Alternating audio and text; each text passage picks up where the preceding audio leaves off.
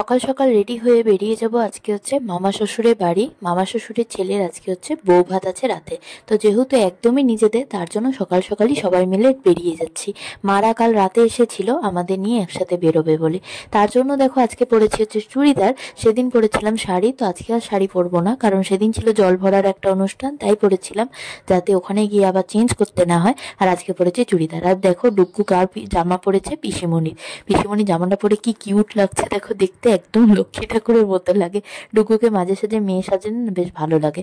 এখন ডুগুকে আমি সাজাতে নিয়ে যাচ্ছি, এদিকে পিসিমণি আর ঠাম্মির সাথে ডুগু জেদ করছে টোটো করে যাবে। আর মারা এখন হেঁটে হেঁটে যাবে আগে টোটো স্ট্যান্ডে, তারপরে যাবে হচ্ছে টোটো ধরতে। এবার ডুগু কি অতটা হাঁটতে পারবে? পারবে না। তো তার জন্য আমি আরো ভুলিয়ে ভালিয়ে নিয়ে আসলাম। আর এদিকে আমি আরো কাণ্ড ঘটিয়ে দিয়েছি। মেন গেটের তালা খুলতে গিয়ে আমাদের ঘরেরই আমি তালা খুলে নিয়ে যাচ্ছি মেন গেটে লাগাতে। বেশি তাড়াহুড়ো করলে আমার মধ্যে এরকমই হয়, তোমাদেরও হয়তো অনেকেরই হয়। তো খুব তাড়াহুড়ো করে এখন বেরিয়ে পড়বো, কারণ অনেকটা লেট হয়ে গেছে। মামা বলেছিল সকালে 11টার মধ্যে চলে আসতে, আর এখন ঘড়িতে বাজে হচ্ছে তোমার 1:45। তো তার জন্য বারবার ফোন করছে, বকাবকি করছে যে অনুষ্ঠানের দিনেও তোরা এত লেটে আসিস, তোদের আর কি বলবো। তো তাই আর কি একটু তাড়াহুড়োর মধ্যে আছে।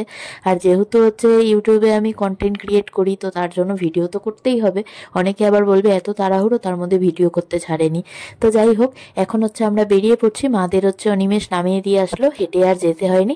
এখন হচ্ছে আমরা সবাই মিলে বেরিয়ে পড়বো। আর যেতে যেতে ঢুকে পড়েছিলাম মিষ্টির দোকানে, কারণ অনেকটা যেহেতু লেট হয়ে গেছে, তার জন্য একটু মিষ্টি সিঙ্গারা আর একটু চা খেয়ে বেরিয়ে পড়লাম মামা শ্বশুরের বিয়ে বাড়ি উদ্দেশ্যে। আর এদিকে দেখো পাতের মধ্যে মিষ্টি পেয়ে ডুকু খুবই খুশি হয়ে গেছে। আর এদিকে বনু বলেছে যে বৌমনি আমাকে কয়েকটা ফটো তুলে দাও।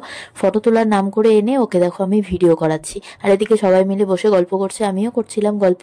আর এখন যাব হচ্ছে দুপুরের খাওয়া দাওয়া করতে। আর এখানে দেখো ডুকু দিদি ভাই, দিদিয়া, দাদা ভাই সবার সাথে খুব আনন্দ করছে। তো আজকের মিনি ব্লগ কেমন লাগলো অবশ্যই জানিও।